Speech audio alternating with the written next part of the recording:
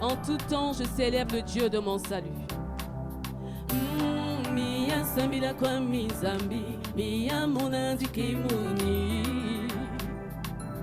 Je chante pour Jésus.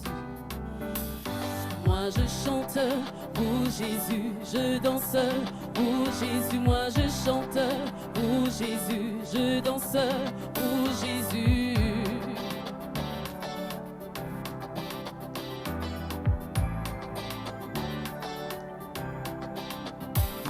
Moi je chante pour Jésus, je danse pour Jésus. Moi je chante pour Jésus, je danse pour Jésus. Alléluia, tu vas acclamer là où tu es. Amen. Acclamons le Seigneur. Et toi mon frère, tu chantes pour qui? Et toi ma soeur, tu danses. Oh, et toi mon frère, tu chantes. Oh, et toi ma soeur, tu danses. Moi je chante pour Jésus, je danse pour Jésus. Moi je chante pour Jésus, je danse pour Jésus. Alléluia, que Dieu soit loué. Amen.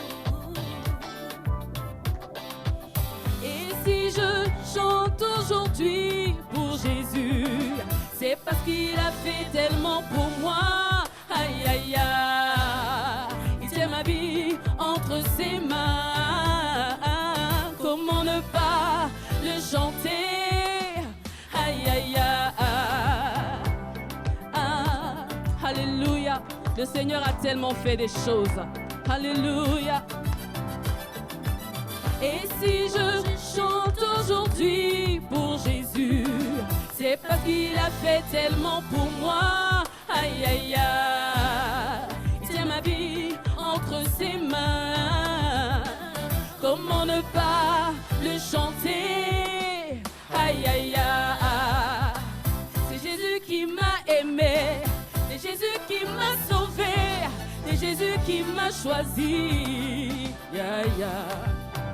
C'est Jésus qui m'a aimé, c'est Jésus qui m'a sauvé, c'est Jésus qui m'a choisi.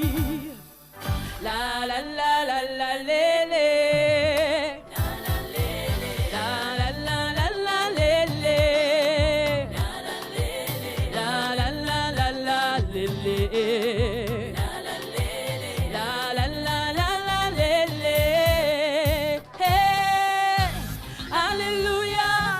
Aussi vrai que la joie de l'Éternel est ma force, et ce quelles que soient les circonstances. Alors mon âme jubile au-dedans de moi. Je suis dans la joie, dans l'allégresse. Oh oui, nous acclamons maintenant. Acclame. Est-ce que tu es dans la joie ce soir? Amen. Le Seigneur a fait de grandes choses dans nos vies. Nous sommes reconnaissants ce soir. Amen.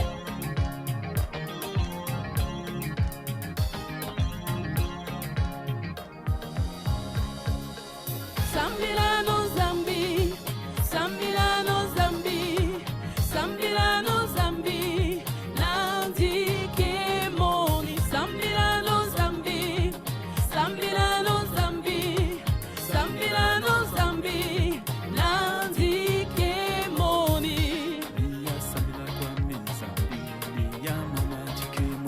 Apayama Isanu tu Sambila, Lundi Kenzambi Moni. C'est toi qui devrais chanter à cet endroit.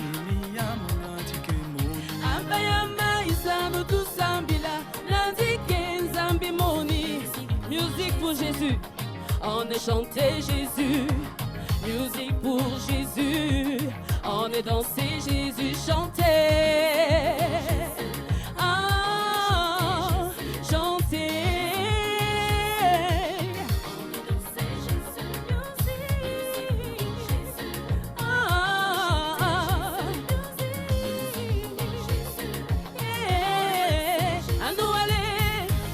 À nous aller, à nous aller, à nous aller, à nous aller, à nous aller. Nous avançons avec confiance. Notre Dieu est fidèle. Notre Dieu est fidèle. Il Il accomplit toujours ce qu'il promet. Alléluia. Nous acclamons, nous acclamons, nous acclamons. En guise de soutien aussi. Alléluia. Acclamons le Seigneur pour sa seule gloire. Kwa kizambi kwa polowe, nanata tinatie. Selon Dieu, il y a la paix, il y a la joie. Alléluia. Alléluia. Alléluia. Oh, que Dieu vous bénisse. Sois bénie, Maman Martine.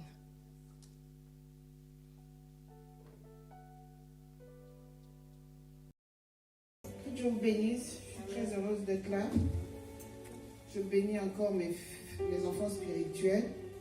Nous sommes fiers de vous, vous le savez. Amen. Nous sommes très fiers de vous, de ce ministère. Nous sommes fiers. C'est que Isabelle, c'est une grande battante. Ça va aller. Amen. Tu vas arriver. Amen. Amen. Ça va aller. Les grandes choses sont devant. Amen. Il faut toujours un temps labourer. Mais un jour, on se dit, waouh, ça va aller. Amen. Je sais que le Seigneur va faire des grandes choses et vous avez fait le bon choix. Amen. Celui que je servais le Seigneur. Amen. Et surtout maintenant, mon fils s'est levé, ça va aller. Amen. Amen. Maintenant que vous êtes pleinement dedans, ça va aller. Amen. C'est ce que le Seigneur attend. Amen. Dieu ne nous voit pas seuls. Quand il y a un appel commun, chacun a un appel, vous devez travailler ensemble. C'est la complémentarité. Et c'est ça qui marche. Amen. Ça, c'est une bénédiction. Amen. Amen. Merci à tout le monde. Merci à maman. Encore un plaisir de te retrouver. Merci, sœur Naomi. Amen. Que Dieu te bénisse. Amen. Merci à toutes les sœurs, les frères et sœurs. Soyez bénis. Merci à toi, ma belle. Que Dieu te bénisse. Voilà, je suis pasteur Martine Kitty. Ceux qui me connaissent m'appellent Maman Martine. J'aime mieux être maman que pasteur, parce que des fois ça fait une barrière. Mais ceux qui m'appellent maman, ils savent qu'il n'y a pas de barrière avec moi. Amen. Je suis avant tout une mère. Et une mère spirituelle. Amen. Donc, sentez-vous à l'aise partout. Vous pouvez me voir, vous pouvez appeler Maman Martine, ça passe. Amen. Le jour de mon ordination, c'est ce que mes enfants spirituels m'ont demandé. Pardon, ne nous demande pas de t'appeler pasteur. Laisse-nous continuer à t'appeler maman. Et tout le monde continue à m'appeler maman pour ça. Amen. Alors, sentez-vous libre, je suis une maman pour toutes. Amen. Et je parle toujours avec mon cœur de mère. Surtout en ce qui concerne le mariage, c'est quelque chose de tellement important. Tellement important. C'est important aux yeux de Dieu. Le mariage n'est pas important parce que nous aimons. Le mariage est important parce que Dieu tient au mariage pour pouvoir montrer une image de lui. Une image de son amour à ce monde. Nous pensons que nous nous marions pour nous, mais Dieu permet que nous nous marions pour que nous montrons quelque chose de Dieu à ce monde. Amen. Amen. Donc le plus important, ce n'est pas seulement notre amour. Le plus important, c'est ce que nous reflétons dans ce monde de la part de Dieu. Donc c'est sérieux. Amen. Amen. C'est très très sérieux le mariage. Les bien-aimés sont en train de fêter leurs 15 ans. 15 ans, il faut le faire. 15 ans, il faut le faire. J'ai 28 ans de mariage, il faut le faire. Amen. Il faut le faire. On peut... on a nos parents qui ont 56 ans. Respect. Non, mais respect. Amen. Ok? Il faut le faire. Il faut le faire pourquoi? Parce que c'est une union des gens imparfaits, de deux pécheurs, mais qui doivent vivre ensemble autant d'années. Il faut le faire. Amen. Amen. Encore une fois, félicitations au groupe pastoral qui dit. Et merci de m'avoir invité à prendre part à cet événement. Le salement du mariage aujourd'hui est très important. Pourquoi? Parce que le taux de divorce dans les églises ne cesse d'augmenter. Et ce taux croissant de divorce dans l'église, personnellement, ça m'a toujours dérangé. Ça m'a toujours dérangé.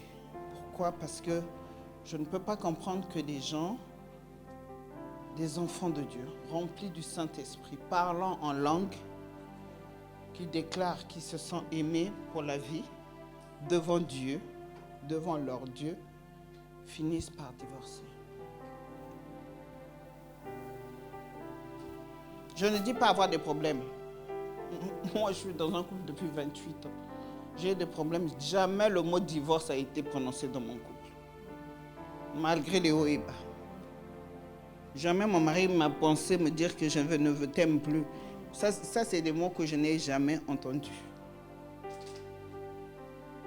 Ça n'a jamais été une option.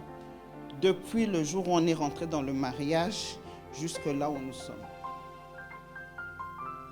Parce que c'est dès le départ qu'on a décidé que ça ne sera pas une option. Amen. Je dis bien, c'est au départ. Il arrivera des hauts et des bas, mais jamais l'option ce serait divorce.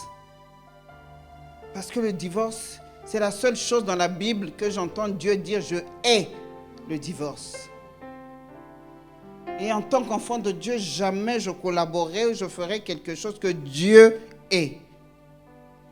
Dieu haït. Et quand on rentre dans le mariage, tous les deux, on est d'accord sur cela, on peut recommencer à rentrer. Parce que c'est honteux. C'est déshonorant pour le nom du Seigneur. Quand même les serviteurs de Dieu viennent vous voir, vous supplier, vous aider, à vous réconcilier, à vous pardonner, et vous êtes là, axé sur le divorce, c'est tout. C'est une honte pour le nom de Jésus. C'est vraiment une honte. Et quand il y a des enfants, c'est encore plus scandaleux. C'est encore plus scandaleux parce qu'on ne sait pas, on ne réalise pas l'impact d'un divorce sur les enfants. Ça détruit la personnalité de vos enfants. Déjà la séparation des parents. Mais si le mot divorce est proclamé, vous ne pouvez pas savoir le coup que ça donne dans les âmes. Dans l'âme, je parle au niveau de l'âme de l'enfant. Et beaucoup d'entre vous, vous êtes là, vous êtes peut-être grands, mais vous pouvez vous souvenir encore de comment ça s'est passé avec vos parents quand ils ont divorcé. Alors il faut que l'Église soit responsable. Il faut que les chrétiens soient responsables. Si on n'est pas prêt à se marier, il ne faut pas se marier. Le mariage, ce n'est pas fait pour les gamins. Ce n'est pas un jeu. Les gens du monde sont libres. Les gens du monde n'ont pas comment on appelle, donné leur vie à Jésus. Mais nous, la différence, c'est ça. On a donné notre vie à Jésus. Notre vie ne nous appartient pas. Et si notre vie ne nous appartient pas, nous faisons la volonté de celui à qui nous appartenons. Point. Tout doit être fait dans cette optique-là. Ma vie, je donnais ma vie à Jésus. Ma vie appartient au Seigneur. Je vis pour Jésus. Je vis pour glorifier Jésus. Je ne vous dis pas qu'il n'y aura pas de problème. Mais c'est pour ça que Jésus est là. Jésus est là pour régler nos problèmes. Jésus est là pour pouvoir, comment on appelle, nous restaurer. Jésus est là pour pouvoir nous relever. Jésus est là pour cela. Amen. Alors, si vous n'êtes pas marié et que vous pensez vous marier, comprenez ces choses. Ce n'est pas un jeu. Les gens du monde, ils ont le choix. Si ça ne marche pas, on arrête, on se sépare. Mais nous, on n'a pas le choix. Je dis qu'on n'a pas le choix. Je dis qu'on n'a pas le choix.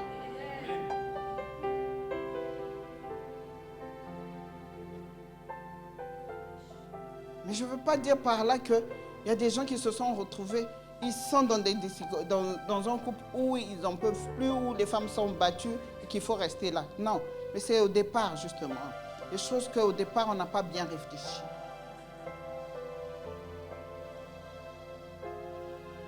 Il y a des choses qu'on n'a pas vues au départ. Il y a des choses qu'on n'a pas considérées au départ.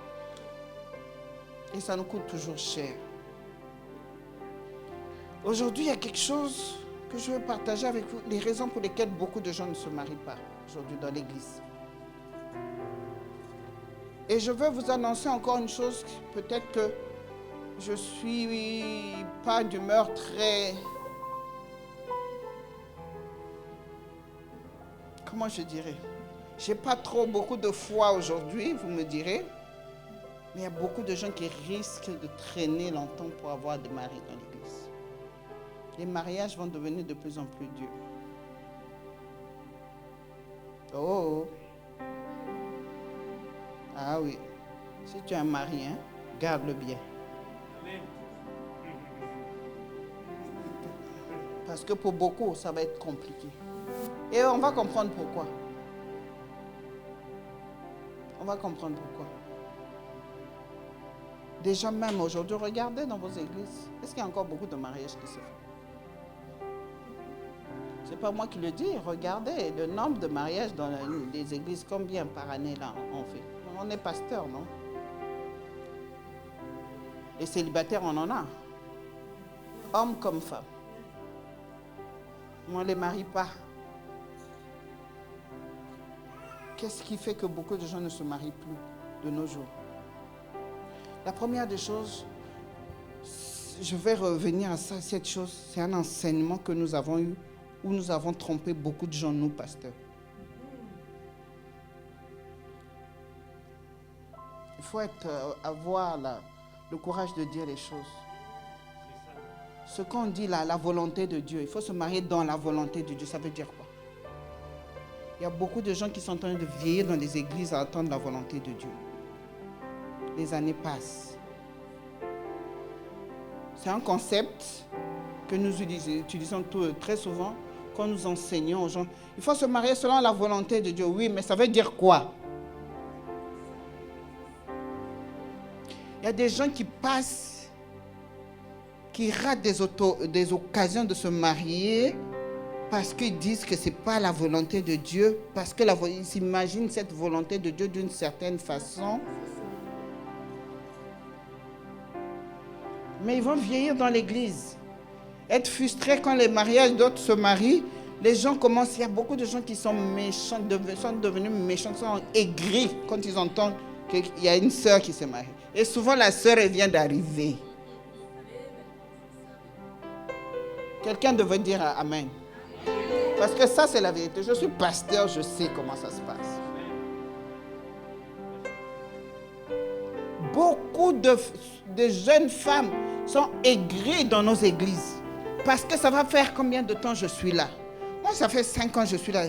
Et 6 ans que je suis là. Ça fait 10 ans que je suis dans ce ministère. Cette soeur-là vient d'arriver. Comment ça se fait qu'elle se marie? Mais non, mais attends.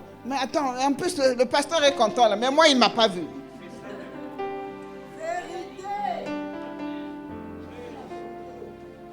Et moi, personnellement, mon époux, c'est un prophète. Mais lui, sa prophétie a marché, mais la mienne. Parce qu'il y a même des concurrences de prophétie. Qu'est-ce qui se passe? Pourquoi les gens ne se marient plus? Nous avons induit les gens en erreur avec cet enseignement. Il faut se marier dans la volonté. C'est à quel niveau cette volonté-là se passe? Est-ce que c'est dans le choix humain de la personne physique ou c'est dans le choix de ce que vous allez faire ensemble pour Dieu? Ça, c'est ce qu'on n'a pas expliqué aux gens.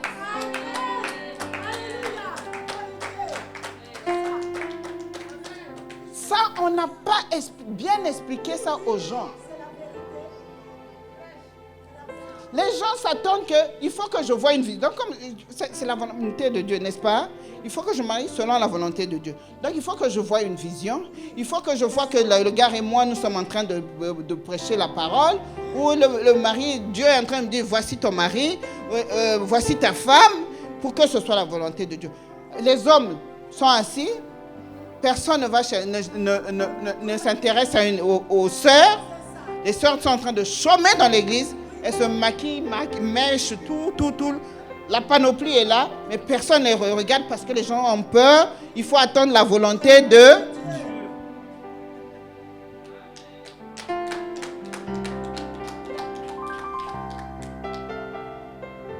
La volonté de Dieu là fait vieillir les gens dans les églises.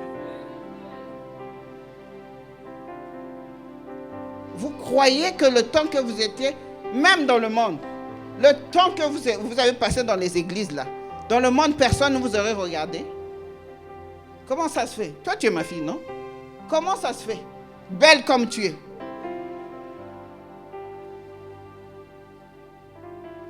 On va dire maintenant, c'est dans l'église, on est condamné. Dans le monde, on était mieux. Il y avait au moins quelqu'un qui nous regardait. C'est la faute de l'église. Ce n'est pas l'église, c'est l'enseignement, des mauvais enseignements. Est-ce que quelqu'un me comprend? Il faut reconnaître les choses. La manière dont on a expliqué les choses n'était pas bonne.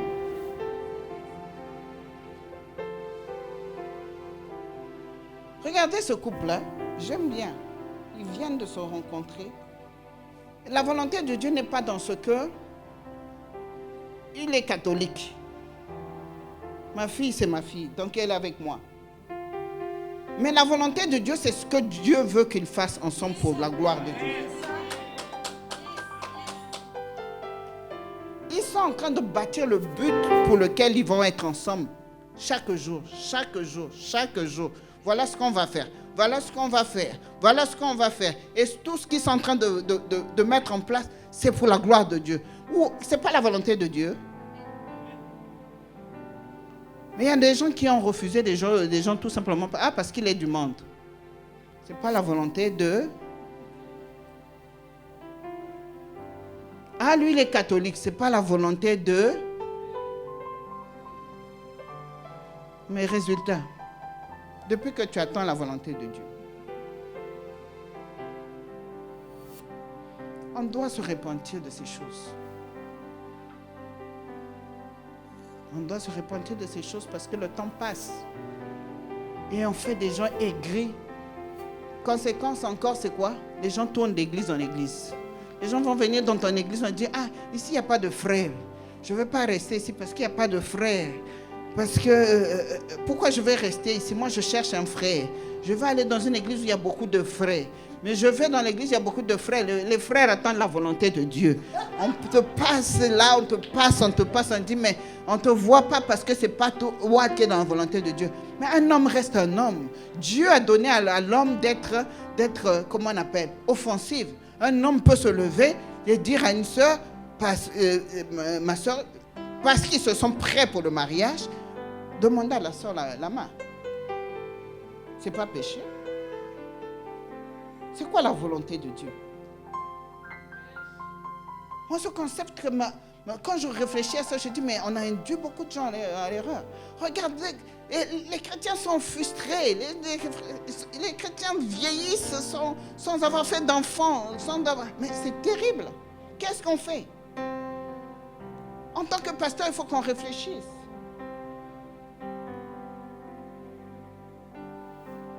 Ça, c'est la première raison pour laquelle beaucoup de chrétiens ne se marient pas. C'est la première raison pour laquelle beaucoup de chrétiens dans nos églises sont célibataires. Parce qu'ils attendent la volonté de Dieu. Mais parce que la volonté de Dieu l'a mal expliquée. Dieu a appelé un roi païen, Cyrus, mon serviteur.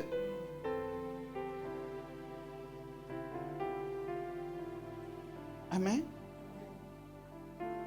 Il y a un centurion, comment on appelle, un chef de, comment on appelle, Romain, il a bâti l'église. Il était un Romain.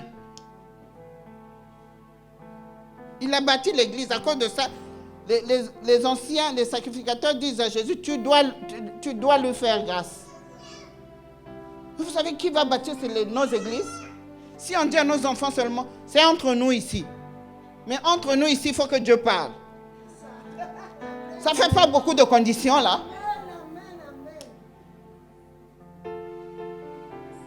Jésus a accepté de faire grâce à cet homme parce qu'on lui a dit qu'il a bâtissé l'église. Il a bâti la synagogue. L'église est pauvre parce qu'on se dit seulement nous, entre nous. On ne fait pas rentrer. Si tu rentres, tu deviens frère et tu attends la volonté de Dieu. Coincé.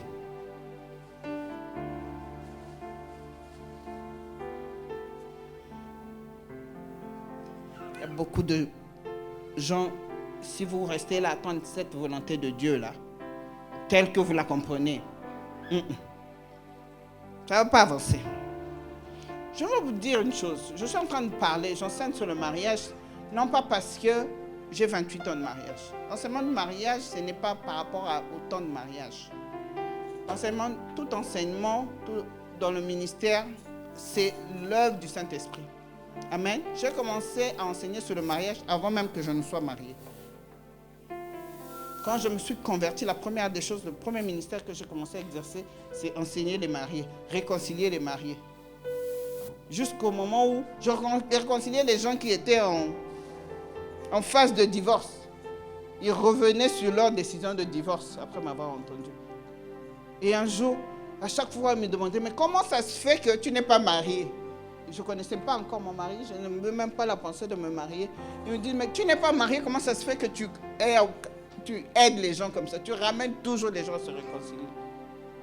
Je dis, c'est une grâce qui vient du Seigneur. Alors ce jour-là, j'ai dit, Seigneur, je suis fatigué qu'on me pose toujours cette question. Bon, la prochaine fois, si tu veux que je continue, donne-moi mon mari. En 6 mois, j'ai eu 8 mois. En 8 mois, mon mariage a été fait. Amen. Bien aimé, les choses de Dieu ne sont pas obligées d'être compliquées. Arrêtez de voir Dieu compliqué. Surtout moi, là, j'aime pas. Je demande toujours à Dieu, avec moi, qu'il soit le plus simple possible. Et je fais avec Dieu simplement. Simplement. J'ai connu Dieu à Paris. Il y en a qui ont connu au pays, il y en a qui ont connu machin, ils ont fait beaucoup de gymnastique. À Paris, là, Dieu m'a trouvé aussi. Amen. Il m'a fait grâce aussi, il m'a appelé aussi, il m'a oint aussi. Amen.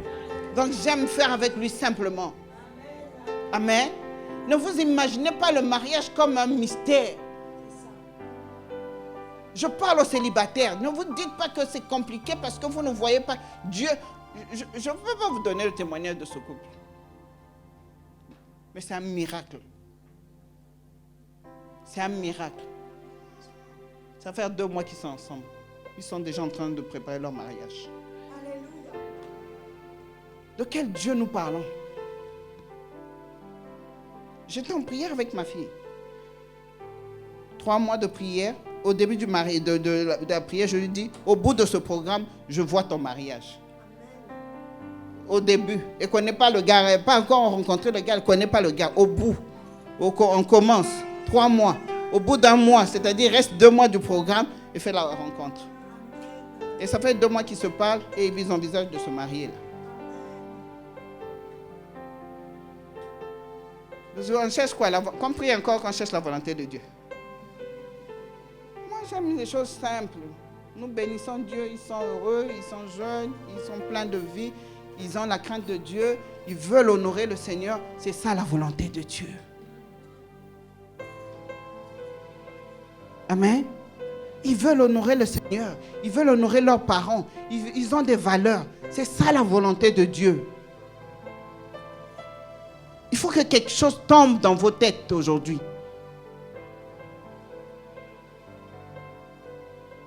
Tout ce qu'ils font, ils le font avec Dieu. Tout ce qu'en tant qu'enfant de Dieu, on le fait avec Dieu. Tu es frère, tu veux te marier, Dieu est avec toi dans cet élan. Si tu te sens prêt, vas-y, Dieu va t'accompagner.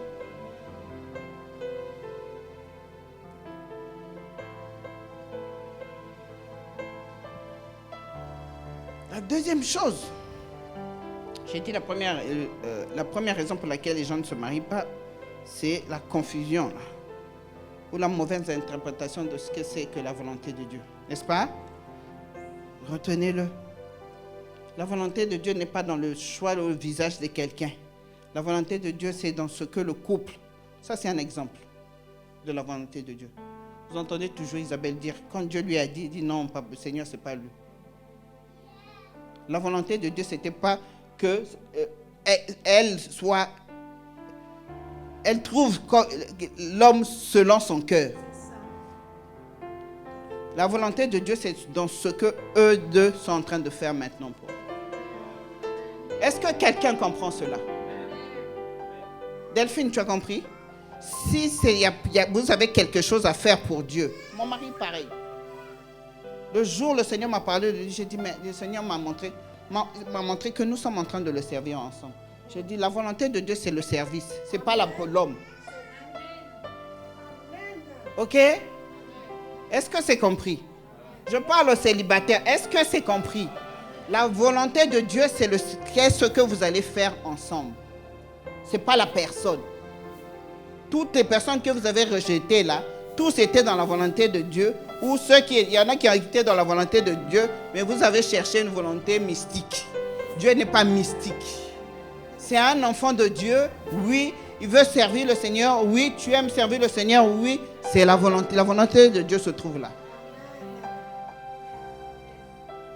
Il y en a qui commencent déjà à regretter. Ah, peut-être que c'est pas là.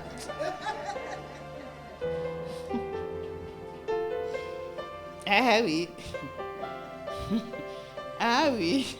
Il y a des occasions qui sont passées comme ça.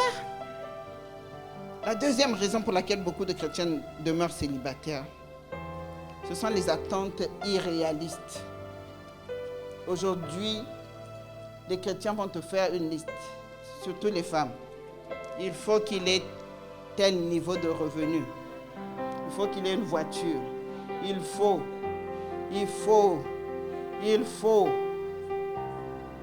Et toutes ces attentes-là font que beaucoup restent là en train de chauffer les bancs.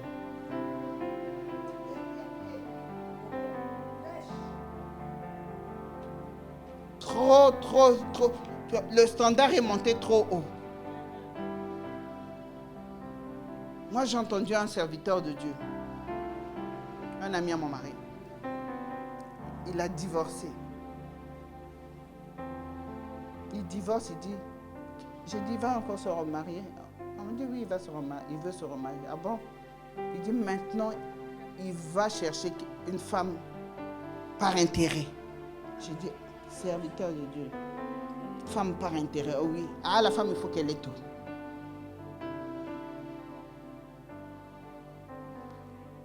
Il est allé jusqu'aux États-Unis, quand j'étais aux États-Unis. Il a été reçu, il a trouvé une Américaine qui a l'argent, qui a voiture, qui a maison. Ok. Il appelle mon mari, il dit, mon frère, j'ai trouvé. Moi, vos histoires d'Africaines là, il y en a une qui m'a déçu là-bas, qui m'a trompé là-bas, c'est bon. Maintenant, je vais brûler l'Américaine. Mon mariage, pas raison. Ok. Raison, hein? Ok. La raison, c'est quoi? Elle a l'argent. Ok. Un jour, il est dans son hôtel, il demande à la dame, est-ce que tu peux prendre mes vêtements pour les envoyer au pressing? La dame dit, ça va coûter combien? Il lui demande, ça va te coûter... non, elle revient avec le ticket, on dit, ça coûte $60. Il dit, mais tu n'as pas pu payer les $60? Il dit, non, je n'ai pas d'argent. Il dit, ah bon? Il dit, mais tu n'as pas d'argent? Bon, écoute, tu utilises une carte et tout. Il dit, je n'ai pas d'argent. Là où tu me vois, j'ai $30 000 de crédit à payer. Envoyer les voitures, machin, tout à crédit, parce qu'aux États-Unis, on vit à crédit. Vous voyez? À force de calculer. Rien que ça. Il dit, il n'en veut plus. Il a fui, il est revenu en Afrique.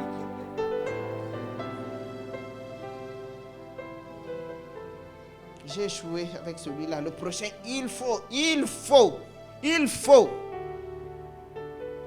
Tu vas te marier avec il faut. Tu attendras longtemps. Parce que Dieu, ce qu'il veut, c'est la personne avec qui vous allez le servir. Ce n'est pas quelqu'un. Et la bénédiction de Dieu vient dans la vie des enfants de Dieu qui servent Dieu. Amen. Cherche quelqu'un avec qui tu vas servir Dieu. Tu vas précipiter ton mariage. Sinon, j'ai dit qu'il y en a beaucoup qui ne vont pas se marier dans les églises. Si vous ne mettez pas l'intérêt de Dieu en premier, comme premier critère, je le dis, je vous le dis, je veux vous dire la vérité, vous allez vieillir dans les églises.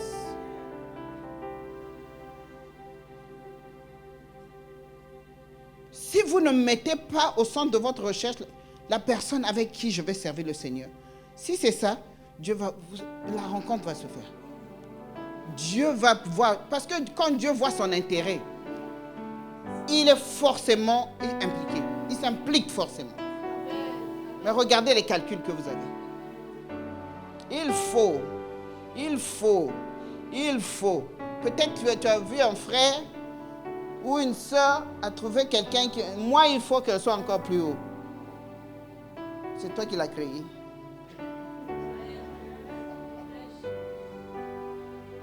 Vous savez, l'idéal dans le mariage, c'est quand on se bâtit ensemble. On commence petit, on monte ensemble, on monte petit à petit, parce que Dieu aime bénir dans ces cas. Amen. Il faut qu'on vous enseigne bien. Il faut avoir l'esprit ouvert quand on parle de mariage, quand on veut se marier.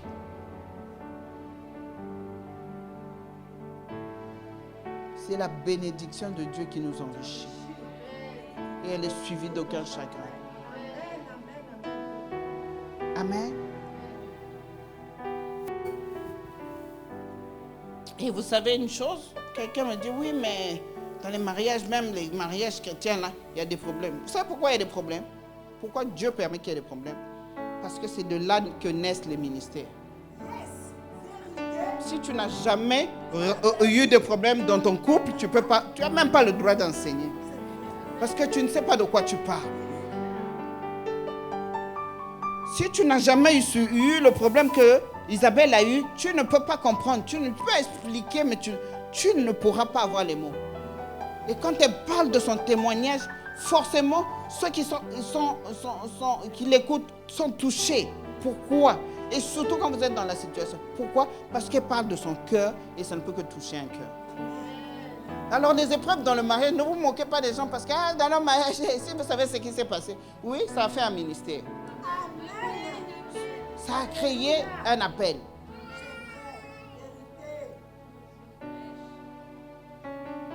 Amen. Alors si vous avez des difficultés dans votre mariage, peut-être qu'il y a un appel que Dieu est en train de... C'est dur, oui. Mais quand vous allez traverser cela, vous pourrez dire aux autres, voilà ce que j'ai vécu, voilà par où je suis passé, et voilà ce que le Seigneur a fait. Donc ça va souffler, ça souffle toujours. Mais ce n'est pas...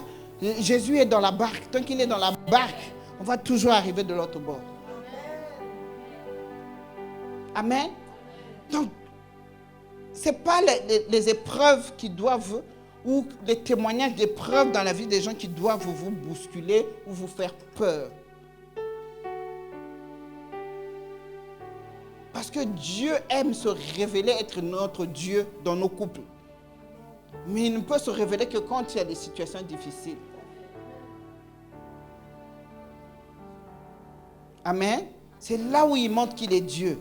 Donc la deuxième raison là, les attentes irréalistes aussi, c'est pas bon. C'est pas bon. Il faut baisser la dose. Demandez l'essentiel. L'essentiel, c'est le cœur à Jésus. L'essentiel, c'est quelqu'un avec qui je veux servir, continuer à servir Dieu. Moi, je suis engagé dans mon église.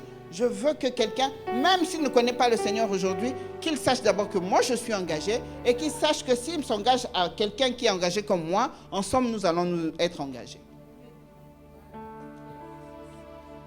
C'est ça la volonté de Dieu. Ce n'est que ça. Ce n'est pas le visage de la personne, ce n'est pas la poche de la personne, ce n'est pas la voiture de la personne, ce n'est pas la maison de la personne. Parce qu'on est dans un monde où on a des crédits. Le jour où la personne ne peut plus payer, ces choses-là peuvent disparaître. Mais Jésus, on l'aura toujours. Amen. Jésus, on l'aura toujours. La troisième raison, j'ai 5 raisons. Il y a des mariages arrangés par les parents. Ça existe encore. Vous imaginez un peu au 21e siècle. Il y a des gens qui se sont mariés encore parce que les parents au village ont dit c'est le fils d'un tel. Ou comment on appelle on t'a envoyé un billet parce que tes parents connaissent le gars. Ça, c'est la volonté des hommes. Ça, c'est la volonté des hommes. Mais tu ne sais même pas sur qui tu vas tomber. Quelqu'un, tu t'es marié pour faire plaisir à tes parents. Et tu te retrouves avec un homme violent, un homme méchant, un homme parce qu'il t'a payé le billet depuis l'Afrique. Il prend avantage sur toi et tu ne peux rien dire. Et croyez-moi, il y a beaucoup de gens qui sont... Moi, je connais des couples comme ça. Au finish, divorce. Ils ont fait des enfants, mais ils ne peuvent pas arriver à rester ensemble. Au départ, ce n'était pas leur propre choix. Le choix des parents. C'est compliqué.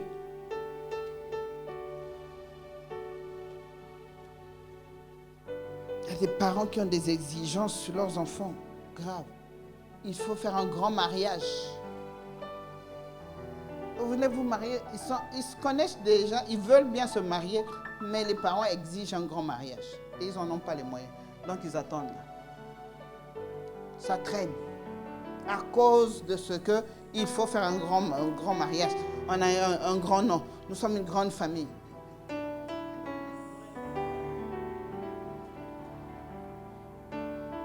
Et à un moment donné, l'homme se fatigue. Il se dit avec ta famille là, des grands mariages là, des grandes familles là. Il y en a une qui est très simple. Ça aussi, ça empêche beaucoup de mariages. Quatrième chose, l'abaissement je dirais même des standards de nos valeurs.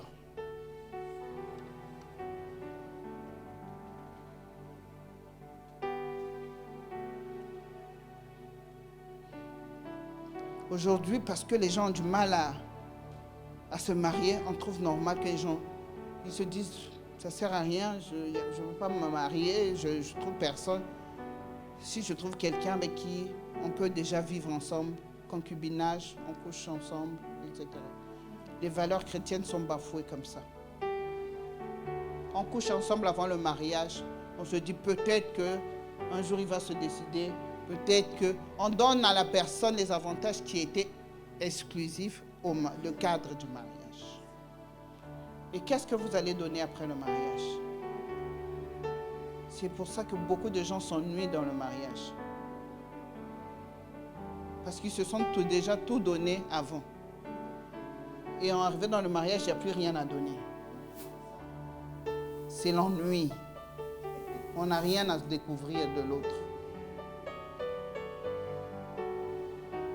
Non, pas seulement ça. La plupart des couples, les gens couchent avant, finissent par se tromper après. Parce qu'on a déjà connu l'autre avant le mariage, on n'est plus dans l'expectative.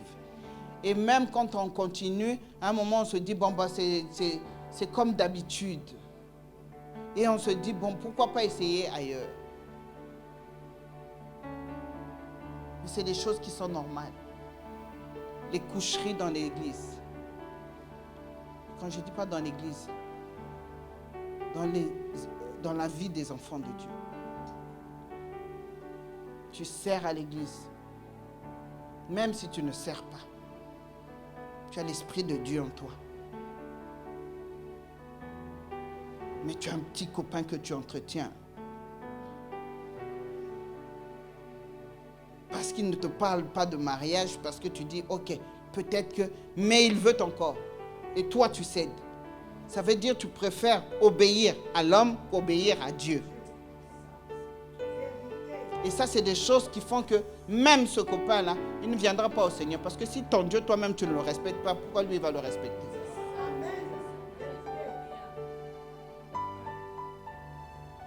Parce que le but, c'est emmener tout le monde à être sauvé. Emmener tout le monde à Jésus. Amen. Tu es chrétien ou chrétienne et tu fais des compromis avec l'ennemi. C'est-à-dire que tu renies ton père. Tu renies ton père qui est Dieu et tu fais des compromis avec l'ennemi de ton père. Parce que le diable, c'est l'ennemi de ton père. Les coucheries avec le mariage, c'est ses œuvres. Pour te dévaluer. Pour te rabaisser. Et je vais vous dire une chose. Ça, c'est une vérité. Je suis en train de traiter un dossier comme ça. J'ai 2 enfants spirituels.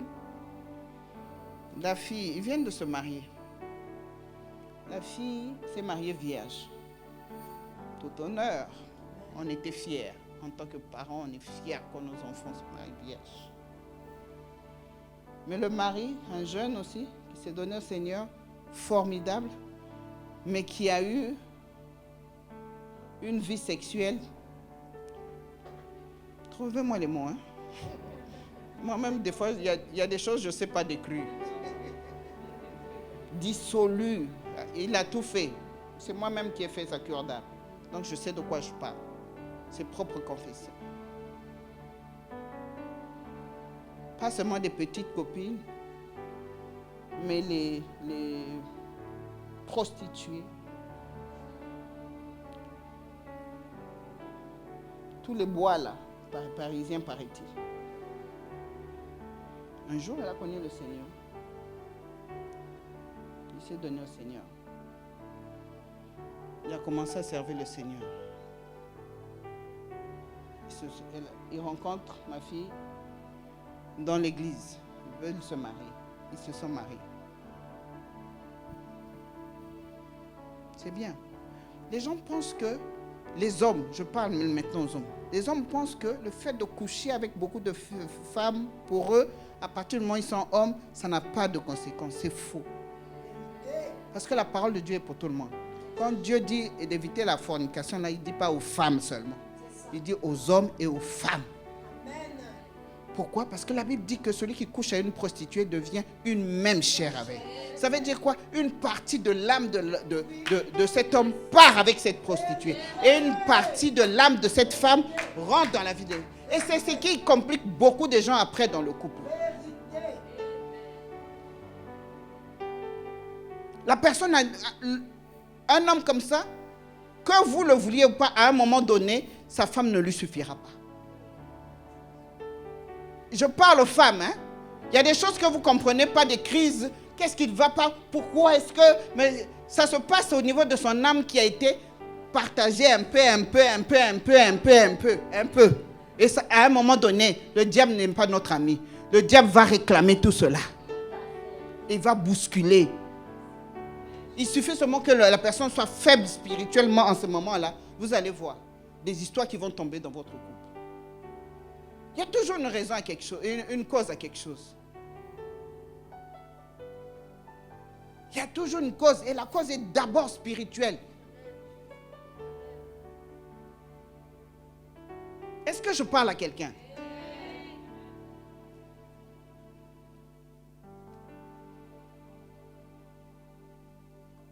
Vous étiez bien dans votre couple, à un moment donné, vous voyez. Ma fille me dit, maman, elle est en prière avec moi, elle me dit, maman, c'est pas possible.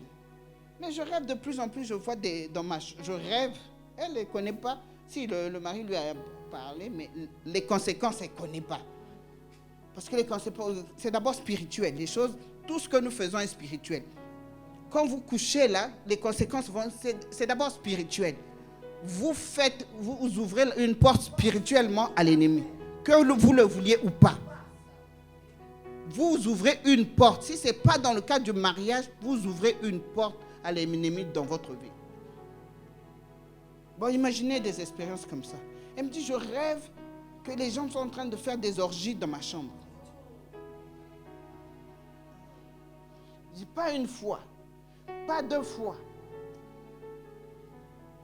Elle ne voit pas le rapport. Ne jouez pas avec la vie chrétienne. Soyons saints, parce que notre Père est saint. Amen. Prenez-vous au sérieux et Dieu vous prendra au sérieux. Prenez-vous au sérieux et Dieu vous donnera ce qui est sérieux. La pauvre fille, elle a un bon témoignage.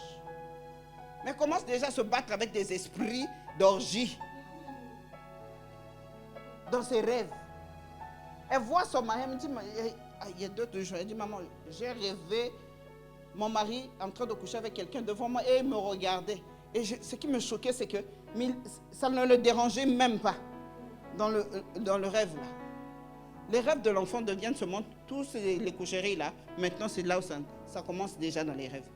Il dit à son mari, mais c'est curieux, comment je rêve des trucs comme ça? Le gars, il dit, moi je ne comprends pas, moi je n'ai que toi. Mais ça c'est déjà des réclamations.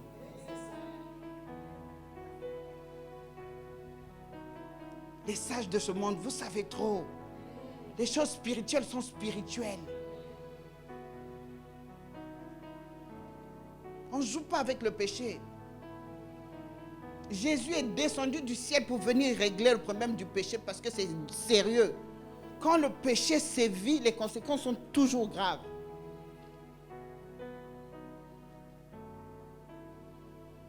Un passé qu'elle n'a pas connu, dont elle n'est pas l'auteur, mais qui commence déjà à la réclamer.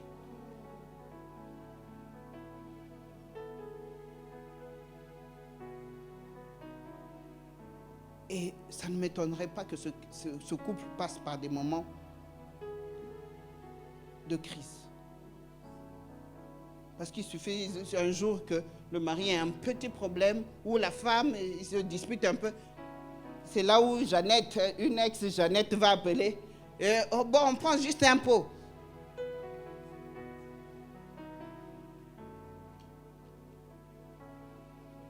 Parce que le diable fait toujours son œuvre. Cinquième raison pour laquelle beaucoup de gens ne se marient pas. Il y a certaines... c'est tout, aussi dans les dégradations de standards par rapport à notre spiritualité. Il y a des gens qui sont dans l'église, mais qui ne veulent pas se marier tout simplement parce qu'ils se disent le mariage va les coincer. Eux, ils veulent vivre avec plusieurs partenaires. Ils sont dans l'église parce qu'ils ont des héritages de polygamie, des choses compliquées comme ça. Mon père a été polygame et je ne vois pas pourquoi est-ce que j'aime Jésus, mais je ne me vois pas avec. Moi, j'ai entendu des gens comme ça, des couples, même des serviteurs de Dieu. Ils ont des problèmes parce que le gars dit, moi, mon père était polygame, je ne me vois pas avec une seule femme.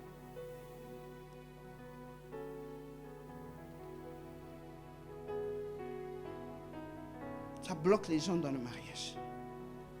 Ok? Maintenant, laissez-moi vous dire, je vais vite parce que le temps passe vite.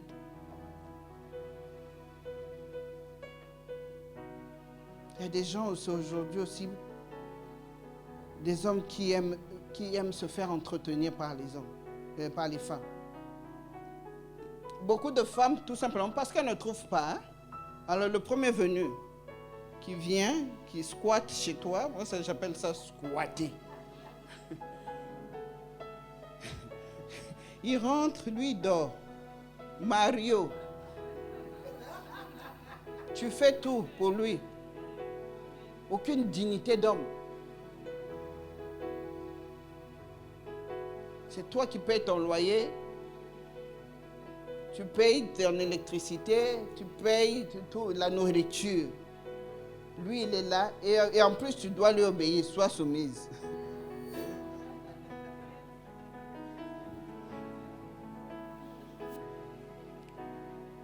Reste digne. Amen. Il faut toujours rester digne pour Jésus. La seule personne, bien aimée, je vous ai dit que non, moi j'aime un Dieu simple, moi j'aime faire simple. Je m'applique dans ma vie à plaire à Jésus. C'est la seule personne pour laquelle il faut s'appliquer. Quand lui, il est content, le reste, il vous le donne. Quand lui se retrouve, appliquez-vous. L'être humain, tu peux t'appliquer, tu dis, je vais faire ceci, je vais arranger ceci, je vais arranger ceci. Mais Jésus, lui, quand tu t'appliques à le plaire à lui, il te donne ce que ton cœur désire. Amen. Soyons réellement des enfants de Dieu. Appliquons-nous à plaire au Seigneur. Je veux parler maintenant de ce dont il faut être sûr que l'on a acquis avant de rentrer dans le mariage. Je veux parler seulement de 3 choses pour les hommes, 3 choses pour les femmes. Beaucoup de mariages ne tiennent pas parce que ces choses-là n'ont pas été acquises. Les gens sont rentrés dans le mariage sans les acquérir. Et il y a des gens qui veulent se marier. Prière, d'acquérir ces choses avant de rentrer dans le mariage. Ça va vous aider. Amen. La première des choses pour un homme, si tu veux rentrer dans le mariage, assure-toi que tu es capable d'être un mari. Est-ce que j'ai dit quelque chose? J'ai dit, avant de rentrer dans un mariage, assure-toi d'être un mari. Non, je ne dis pas d'être un coucheur. J'ai dit d'être un mari. Ça veut dire que quelqu'un qui va s'investir à s'occuper exclusivement. Le mot, répétez après moi, exclusivement de sa femme.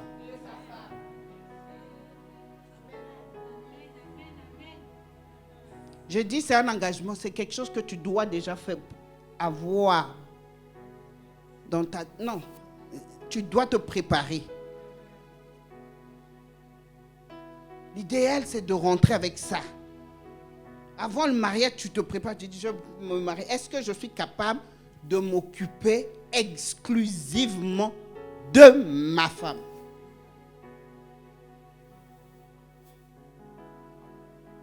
Je dis bien exclusivement. Parce qu'il y a des hommes, justement, qui, une fois que tu es dans le couple, une fois que les gens se marient, ils oublient. Ça, être mari, c'est tout un ministère.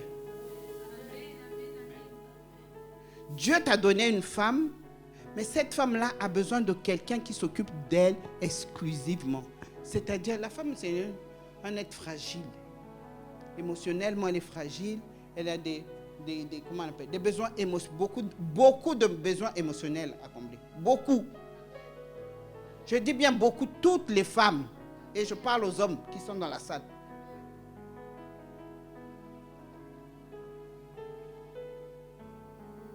Quand tu rentres dans le mariage avec, tu épouses une femme, sache que maintenant tu as un ministère, c'est de combler ses besoins émotionnels de cette femme. Ses besoins psychologiques. Tu as besoin de connaître l'histoire de cette femme pour pouvoir comprendre déjà son caractère, pour pouvoir comprendre comment est-ce que tu peux l'aider. Et il faut que tu t'engages à l'aider. Mais non la critiquer. Ah, c'est une femme impolie. Hey, c'est une femme machin. Cette femme-là. Mais qu'est-ce que tu as fait? Tu es mari ou pas? Mais c'est ton rôle de mari de pouvoir faire ton ministère. Est-ce que quelqu'un m'entend? C'est un ministère que d'être un mari. C'est un ministère. C'est-à-dire que tu t'engages, quand tu dis oui là, je m'engage à m'occuper de cette belle femme, non pas seulement physiquement, non pas seulement matériellement, mais jusqu'à son plan émotionnel. Parce que tu ne sais pas par où elle est passée, où elle t'a raconté, mais les traces de tout ce qu'elle a vécu là. ça a forgé son caractère, ça a forgé sa personnalité, ça a forgé surtout les choses que les gens n'aiment pas là. Mais c'est dû à quelque chose. Va réparer ces choses. Par ton amour, par ton exclusivité, ton attention exclusive à sa personne. Elle fait la différence quand elle arrive. Tu arrives à un milieu comme ça, tu arrives à l'église, il y a beaucoup de belles femmes. Mais c'est elle que tu relèves toujours. Parce que nous, les femmes, on se sent en insécurité facilement. Et il y a des femmes qui arrivent dans les églises juste pour t'intimider. Ah, c'est ton mari. Tu vas voir, il commence à tourner là. Juste pour t'intimider. Et les femmes, il y a beaucoup de femmes dans les églises qui font ça. Surtout les femmes de pasteurs souffrent. Je sais de quoi je parle. Tout le monde se sent toujours plus belle que la femme du pasteur. Tout le monde s'imagine que le pasteur va laisser sa femme pour lui, pour elle. Tout le monde. Mais si tu n'es pas rempli au-dedans de toi, si tu as des vides affectifs, tu vas te sentir en insécurité à chaque fois que quelqu'un va tourner de l'autre côté.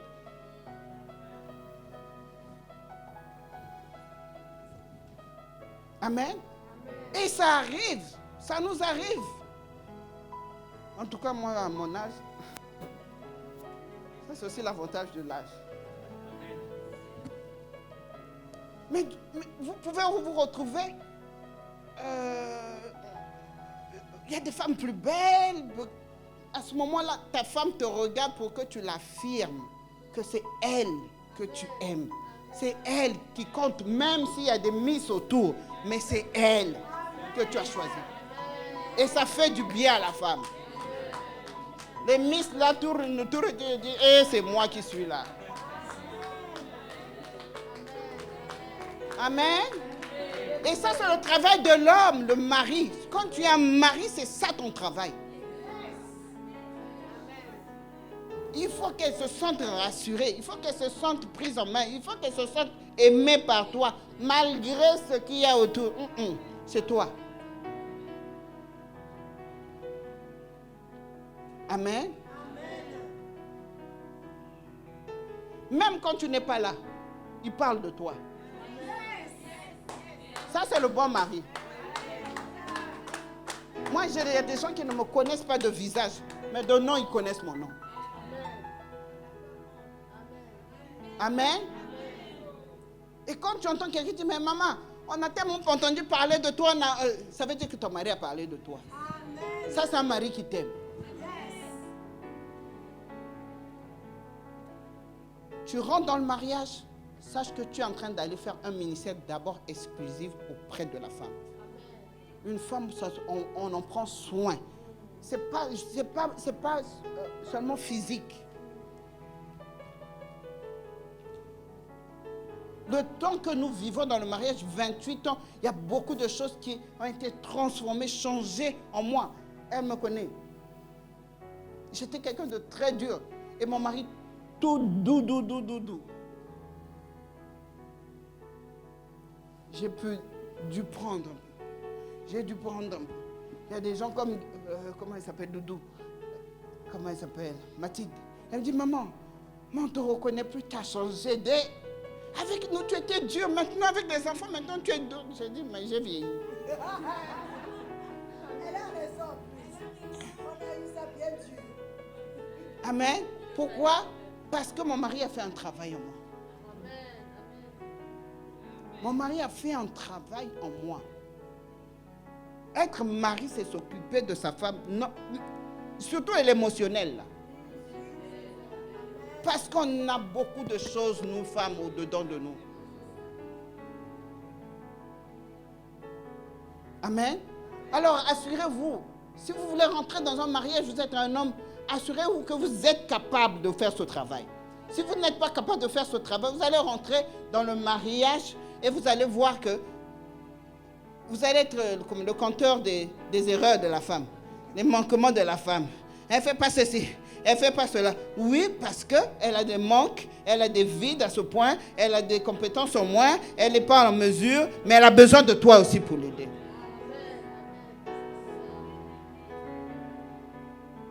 Parce que les mariages se déchirent à cause de ça. Ce qu'elle ne fait pas, ce qu'elle relève seulement, non? On t'accuse. Voilà. Pourquoi tu ne veux plus d'elle? Elle a fait ceci, elle a fait cela. Est-ce que tu es allé à la source de ce problème? Pourquoi la personne a agi comme ça? Qu'est-ce qui est arrivé dans sa vie? J'ai pas beaucoup de temps, mais il y a une cause à tout. Et si un homme rentre dans la vie d'une femme, commence à relever toutes ces choses, à voir par rapport à son histoire, vous relevez que la corrélation entre l'histoire de la personne et le caractère de la personne, tu peux rentrer. L'amour que tu vas apporter à cette femme peut guérir cette personne et transformer la personne. Amen. La deuxième chose, c'est d'être père. Avant que tu ne rentres dans un mariage, assure-toi que tu es en mesure d'être un père. Assure-toi que tu es en mesure d'être un père. Un père, ce n'est pas un géniteur. Je sais que tous les hommes, à un certain âge, vous êtes capables d'être des géniteurs. Mais être un père, ce n'est pas un géniteur. Un père, ça veut dire être une source. Être la personne qui va supporter la vie d'un enfant ou des enfants. Supporter leur vie tout le long de leur existence. Émotionnellement, physiquement, matériellement. L'équilibre des enfants vient de ce qu'ils ont un père. Un père qui est derrière eux, un père qui les porte. Les enfants qui n'ont pas de père souvent sont des enfants crazy, des hommes crazy. La tête, ça ne va pas. Et beaucoup d'entre nous dans nos églises là, nous avons eu beaucoup de problèmes psychologiques à cause de ce que nous n'avons pas eu de père.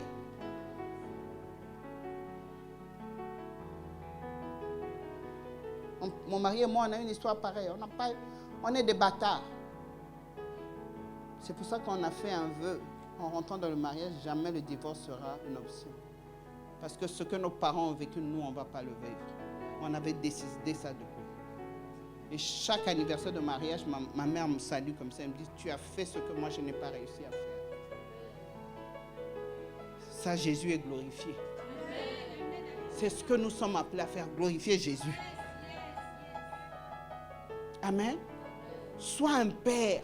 Assure-toi que tu es capable, quand un enfant pleure, quand un enfant a un problème, de l'assister, de lui montrer que tu es là. Un enfant est malade, il y a la femme, ok, mais papa est là. Viens. Papa se lève avant. Vous ne pouvez pas savoir ce que ça fait comme équilibre, ça donne comme équilibre aux enfants. Surtout les Africains, on pense que quand on parle d'enfants, c'est seulement la maman. Alors que le père, c'est la source. C'est le père qui est la source. Les enfants sont capricieux avec les mamans, mais avec le père, tout de suite ils comprennent. Tout de suite ils suivent. Tout de suite, mais si le père est en mesure de montrer le chemin véritablement, et il prend les choses en main. Et dans nos foyers, beaucoup d'entre nous, nous sommes là. Regardez seulement qui s'occupe des enfants, l'éducation des enfants. On demande toujours, on dit, mais comment ça se fait, il a fait ceci, mais qu'est-ce que toi tu lui as instruit? Les pères n'instruisent pas leurs enfants. Si tu veux te marier, assure-toi que tu es capable de devenir un père.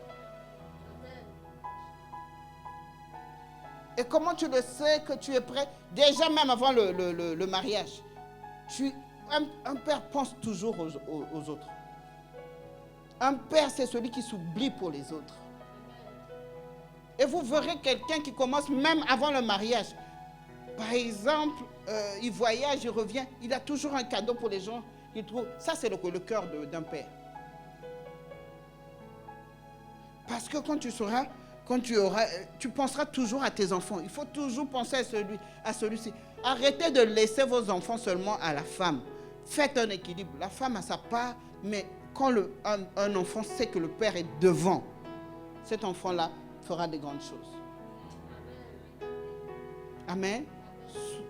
Que les hommes soient des véritables hommes et des véritables pères. La troisième des choses, quand tu veux rentrer dans un mariage, assure-toi que tu es capable d'être un bon leader spirituel. Bien-aimé, le monde est compliqué aujourd'hui. Si tu n'es pas spirituel, tu subis tout. Le temps là, là, tout ce que vous voyez, vous entendez là, c'est d'abord spirituel. Et nous, enfants de Dieu, nous sommes préservés parce que nous sommes spirituels. Nous sommes préservés parce que nous prions le Dieu qui est esprit et c'est lui qui nous garde. N'est-ce pas? N'est-ce pas? C'est chaud, hein? Donc, si tu ne connais pas Jésus, là, c'est le temps de connaître ce Jésus. Et si tu connais Jésus, il te donne son esprit, maintenant tu commences à fonctionner avec son esprit, c'est là où on dit que tu deviens spirituel. Ce n'est pas le temps de jouer. Tu dois fonctionner avec l'Esprit de Dieu. Surtout pour ta famille. Les attaques dans les maisons, les attaques dans la vie des enfants, les attaques dans les couples, c'est spirituel. Si tu ne sais pas te lever en tant que chef de famille pour prier pour ta femme, pour prier pour tes enfants, ça va faire, depuis le début de la semaine, chaque soir, je suis malade. Je dis bien chaque soir, quand 20h, 21h arrive, toute cette semaine, je ne pouvais même pas marcher. Regardez, jamais je ne m'habille comme ça. Des chaussures basses comme ça, aller prêcher, non. Mais je n'étais même pas en mesure de marcher parce que j'avais un mal de genou qui m'a terrassé pendant 2 semaines. Il y a 2 jours seulement que je marche.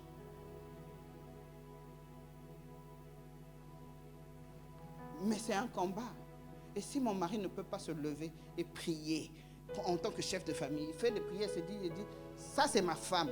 Personne ne touchera ma femme. Personne ne touchera mes enfants. Tout ce qui vient combattre, c'est comme ça que je me suis levé. Bien-aimé, si tu n'es pas spirituel, tu vas subir. Aujourd'hui, là, vous savez, excusez-moi, on enregistre.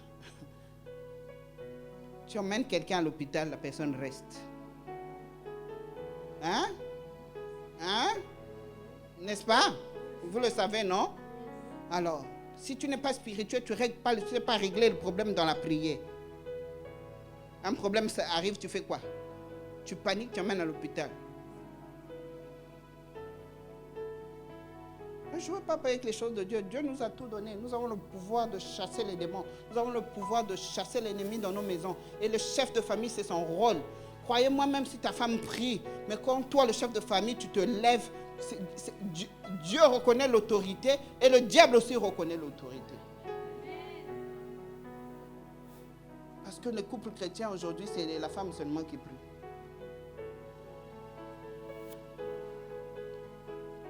C'est pareil pour la femme. Tu veux te marier? Assure-toi que tu peux être une épouse, l'épouse de quelqu'un. Je dis bien l'épouse de quelqu'un, d'une personne. Tu ne peux pas honorer quelqu'un d'autre plus que ton mari. J'ai fait une conférence une fois dans une église et je parlais de comment est-ce qu'une femme devait honorer son mari. J'ai dit, prenez l'exemple. Il y a des gens aujourd'hui qui ont, chez des femmes, qui ont chez elles, même la vaisselle. Quand un invité arrive, on va sortir la meilleure vaisselle pour l'invité. Mais son mari n'a jamais mangé dans cette vaisselle-là. Qui est-ce que tu honores plus?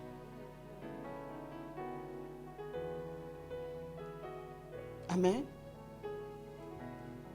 Après Jésus, c'est ton mari. S'il y a quelque chose de meilleur à donner à quelqu'un sur cette terre, c'est à cet homme-là. C'est un homme a besoin de se sentir pris en main. Je dis bien pris en main. Tous les égards pour lui. Tu l'as épousé, tu as accepté de te marier avec lui. Il faut qu'il sente que tu t'intéresses à lui, tu t'investis pour lui, tu te donnes pour lui, tu inventes pour lui, c'est lui. Pas la belle famille. Il y a des gens qui font des... Ah, c'est la belle famille, on va faire la belle famille, là, tu peux même tout leur faire. S'ils ne veulent pas de toi, ils ne vont pas vouloir de toi. Gère ton foyer. Gère ton mari. Contrôle ton mari. Prends en charge ton mari. Tu veux te marier? Est-ce que tu es capable de cela? Lui donner le meilleur. faire sortir le roi qu'il est. Parce qu'un roi, on le vénère, n'est-ce pas?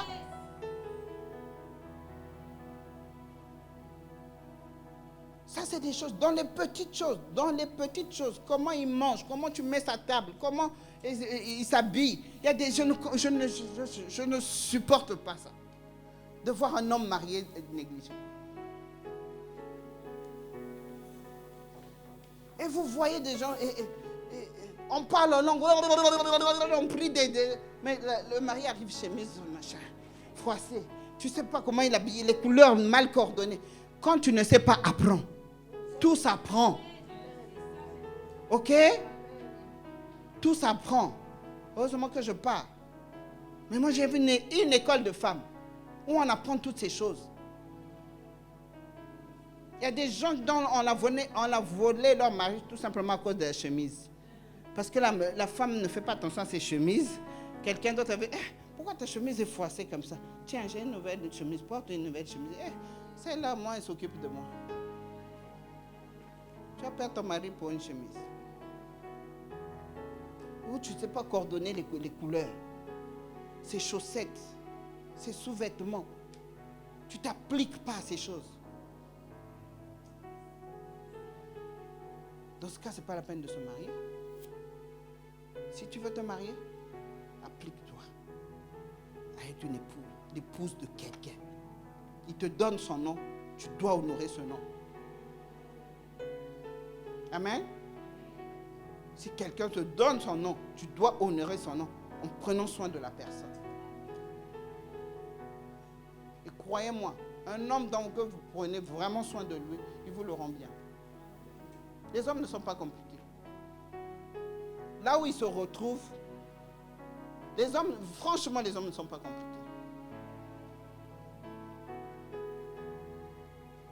Amen. Assure-toi d'être une épouse exemplaire. En t'occupant exclusivement d'abord pour eux. Pas les enfants. Parce que les enfants sont souvent aussi des rivaux. Je ne sais pas comment on dit. Du papa. Quand les enfants arrivent, beaucoup de nos maris se sentent délaissés. Mais on n'a pas dit oui aux enfants, on a dit oui aux maris.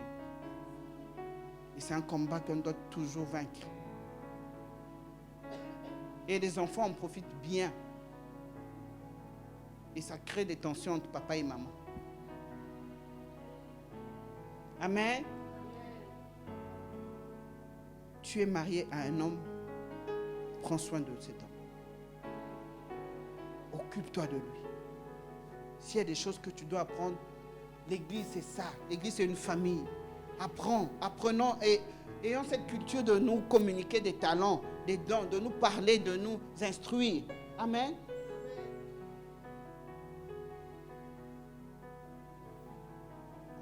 Je finis en disant, tu dois être une bonne épouse, tu dois être une bonne mère.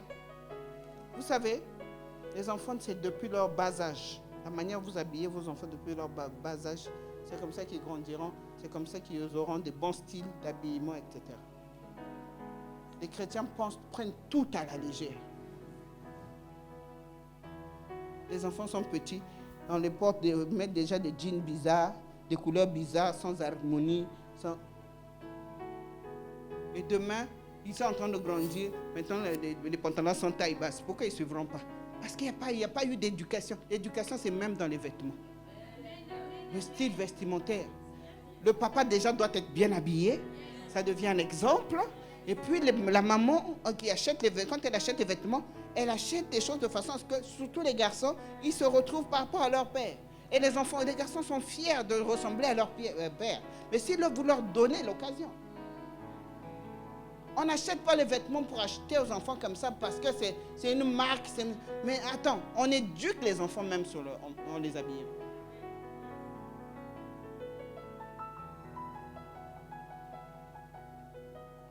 Il faut savoir être une mère.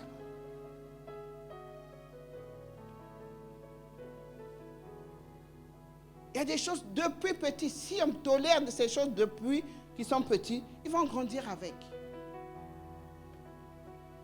Et dans chaque famille, dans chaque maison, il doit y avoir une culture. Et chez nous, ça ne se fait pas.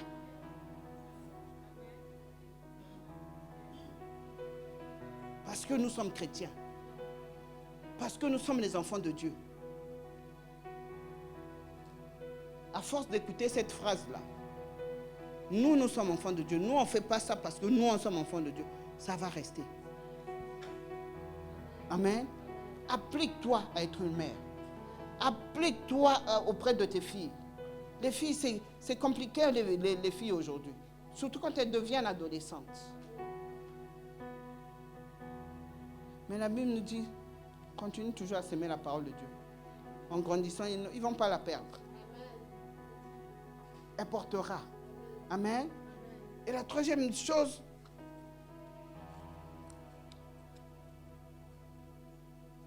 une femme doit être une femme spirituelle. Une intercesseuse. Ton premier sujet d'intercession, c'est ton mari. La prière d'une femme pour son mari peut l'emmener de là jusque-là. Une femme qui sait s'appliquer à prier pour son mari, à prier pour ses enfants. Si tu veux rentrer dans le mariage, assure-toi que tu es une femme de prière. Parce que dans le mariage, il y a beaucoup de combats. Des choses que tu n'as pas cherchées. Des choses que tu ne t'imagines même pas, que ça peut te tomber dessus. Des situations viendront. Comme je disais, il y a des réclamations qui vont arriver à un moment donné. Le diable ne fait rien pour rien. Un jour, vous avez fait quelque chose, vous avez oublié, mais lui, il n'a pas oublié. Il l'a gardé quelque part. Le jour où vous dites, ah, maintenant on est en paix, mais c'est un anniversaire, une bombe est lâchée. Amen. Mais sois une femme de prière. Sois une femme qui connaît Dieu. Sois une femme qui déplace Dieu. À ce moment-là, tu verras que quand tu as une situation, tu dis, c'est le Seigneur, toi, tu vas descendre dans cette situation. Tu vas intervenir dans cette situation. Parce que ce Dieu-là, tu le connais. Parce que ce Dieu-là, tu as déjà été formé dans la prière avant de rentrer dans le mariage. Amen. Sois une femme de prière dès à présent. Que Dieu bénisse tout un chacun de vous.